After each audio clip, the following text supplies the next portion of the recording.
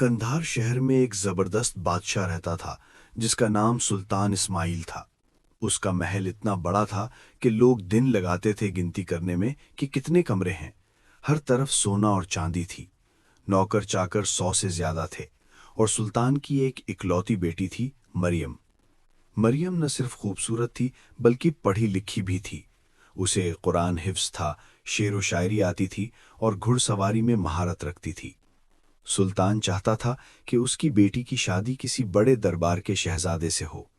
हर महीने किसी न किसी मुल्क से रिश्ते आते रहते थे, लेकिन मरियम सबको इनकार कर देती। वो कहती, मुझे वो शख्स चाहिए जो दिल का नेक हो, अल्लाह का फर्माबरदार हो, न कि सिर्फ अमीर हो। सुल्तान को ये बात पसंद नहीं आती थी। वो कहता, तुम राजकुमारी हो, तुम्हें राजकुमारी से ही शादी करनी होगी, ये मेरा हुक्म है। एक दिन मरियम महल के बाहर बाजार में घूम रही थी अपनी कनीज के साथ। वहां उसने एक छोटा सा खोखा देखा जहां किताबें बिकती थीं। दुकान चलाने वाला एक नौजवान आदमी था जिसका नाम यूसुफ था। वो बहुत शरीफ और आजिज था। जब मरियम ने कोई किताब देखी और पूछा तो यूसुफ ने बड़ी अदब से जवाब दिया। मरियम ने देखा कि यूसुफ की दुकान में सिर्फ अच्छी किताबें हैं, दीनी किताबें, तारीख की किताबें, शायरी की किताबें। कोई भी चीज़ गलत या गैर मौजू नहीं थी। मरियम ने पूछा, तुम इतनी अच्छी किताबें कहाँ से लाते हो? यूसुफ ने कहा, बेगम साहिबा, मैं खुद भी लिखता हूँ और जो अच्छी किताबें मिलती हैं उन्हें लोगों तक पहुँचाना मेरा काम है।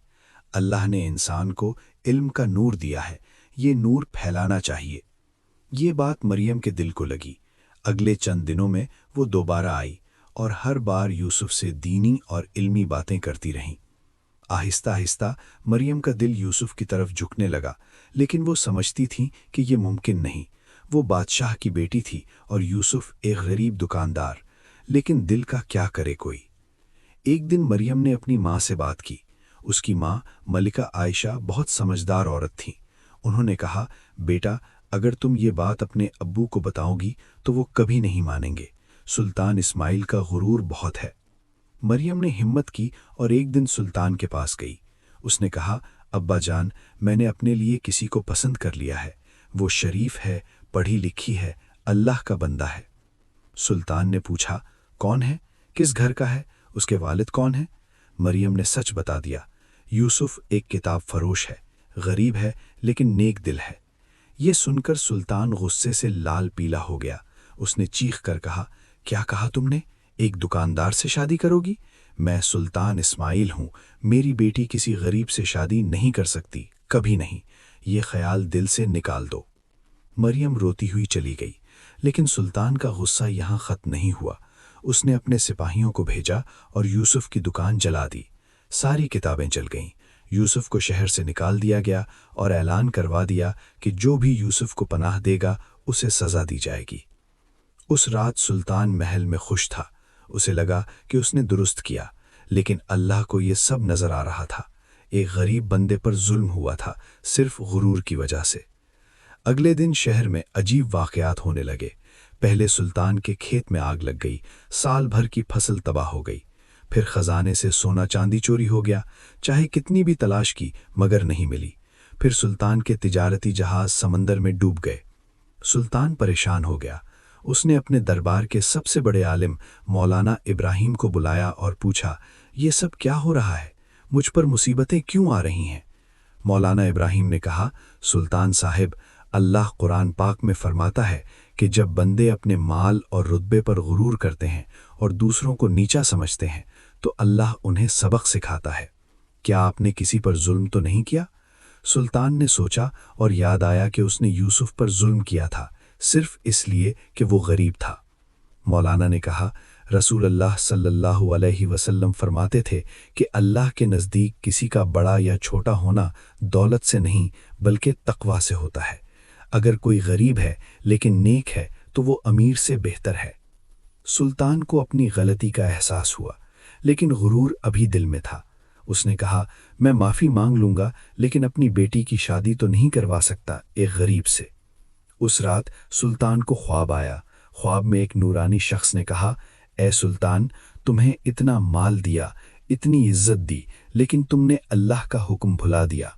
تم بھول گئے کہ سب کچھ اللہ کی دین ہے۔ اگر تم اپنی غلطیوں سے توبہ نہ کرو گے تو سب کچھ چھین لیا جائے گا۔ سلطان ڈری ہوئی حالت میں جاگا۔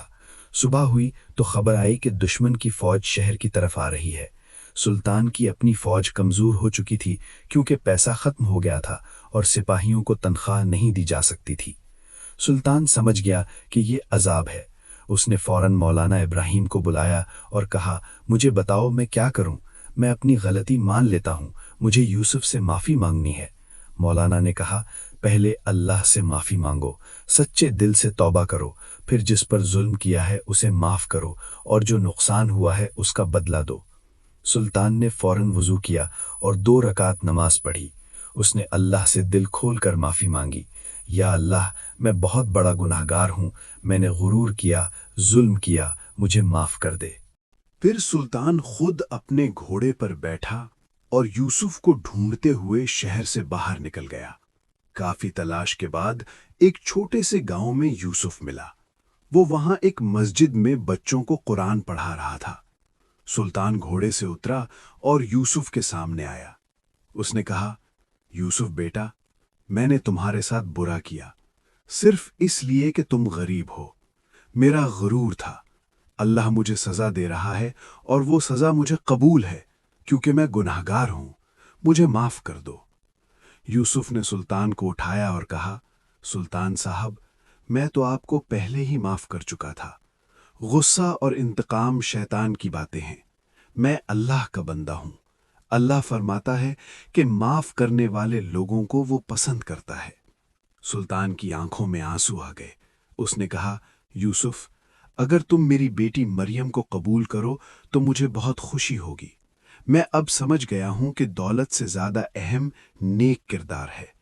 یوسف نے کہا، سلطان صاحب، اگر آپ واقعی بدل گئے ہیں اور یہ صرف مصیبت کی وجہ سے نہیں کر رہے تو میں قبول کرتا ہوں، مگر میں مریم کو محل میں نہیں رکھ سکتا۔ ہم سادگی سے رہیں گے، کیا آپ یہ برداشت کر لیں گے؟ سلطان نے کہا، اگر میری بیٹی خوش ہے تو میں خوش ہوں۔ مجھے اب سمجھ آ گیا ہے کہ سکون محلوں میں نہیں، دل کی سادگی میں ہے۔ واپس شہر آئے تو لوگوں نے دیکھا کہ سلطان بدل گیا ہے۔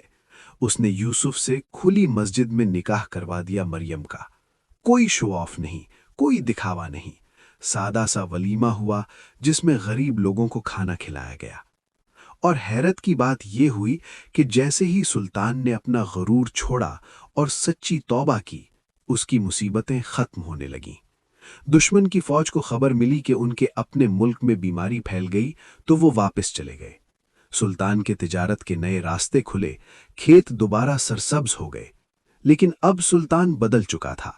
اس نے اپنی دولت کا زیادہ حصہ غریبوں میں بانٹ دیا، مدارس کھلوائے، بیماروں کے لیے علاج کا انتظام کیا، یتیم بچوں کی پرورش کی۔ مریم اور یوسف کی زندگی بھی سادگی سے گزری۔ انہوں نے مل کر کتابوں کا کام جاری رکھا، بچوں کو پڑھایا، اور سب سے بڑی بات یہ کہ انہوں نے ہمیشہ یاد رکھا کہ دولت اور غرور انسان کو تباہ کر سکتے ہیں۔ کچھ سال بعد جب سلطان کی موت کا وقت آیا تو اس نے سب کو جمع کیا اور کہا، میری زندگی کی سب سے بڑی غلطی غرور تھا۔ میں نے سوچا کہ میں بادشاہ ہوں تو سب کچھ کر سکتا ہوں، لیکن اللہ نے مجھے سبق سکھایا کہ سب سے بڑا وہ ہے جو نیک ہے، اللہ سے ڈرتا ہے۔ مال اور رتبہ ایک امتحان ہے جو اللہ دیتا ہے کہ بندے کیا کرتے ہیں۔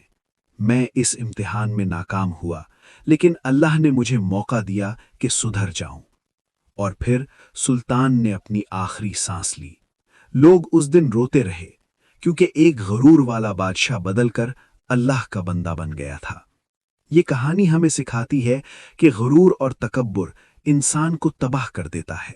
اللہ کے نزدیک اصل عزت تقوی اور نیکی میں ہے، نہ کہ دولت اور رتبے میں۔